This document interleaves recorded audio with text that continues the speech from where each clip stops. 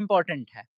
संस्कृत भाषा में देखिए लिखा है, भाषासु मुख्या मधुरा दिव्य ग्रीवाण भारती तस्य ही मधुरम काव्यम तस्मदादि सुभाषितम। ठीक है? चलिए ठीक है बेटा। देखिए इसमें आपका लिखा है क्या, ये में ज़्यादा कुछ दिमाग ना लगाओ। ये में लिखा है भाषा सुमुख्या, मधुरा, दिव्य, ग्रीवाण भारती। अब इसका देखिए क्या लिखा है, आपको लिखना होगा इसका संदर्भ। तो संदर्भ लिखेंगे कि प्रस्तुत श्लोक हमारी पाठ्य पुस्तक हिंदी के संस्कृत खंड के सुभाषित रत्नानी नामक पाठ से लिया गया है।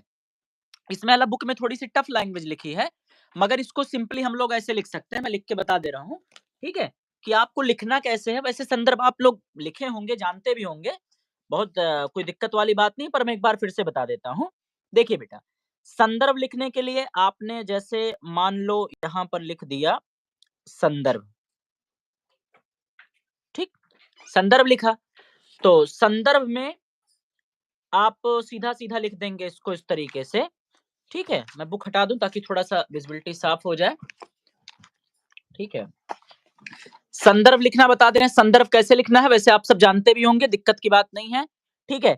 तो हमने यहाँ पर लिख दिया जैसे संदर्भ। संदर्भ लिखना कैसे है, तो जैसे बुक में थोड़ा-सा लैंग्वेज जो है टफ दिया गया है, ठीक है? तो इसको हम लोग देख लेते हैं।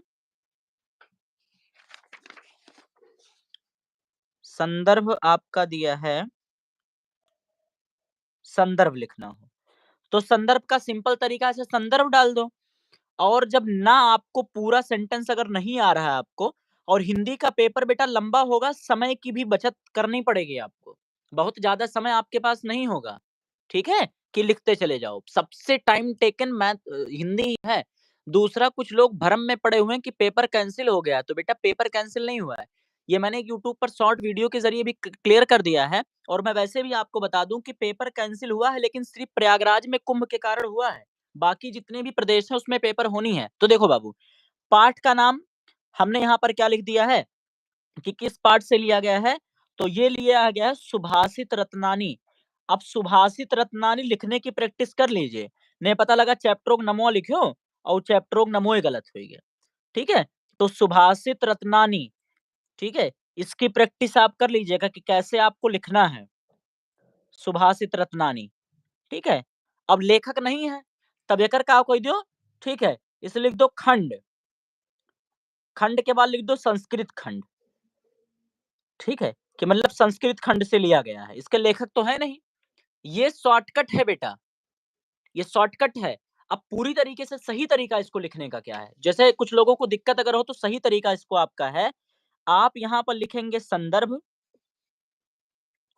संदर्भ, फिर लिखेंगे आप, ठीक है?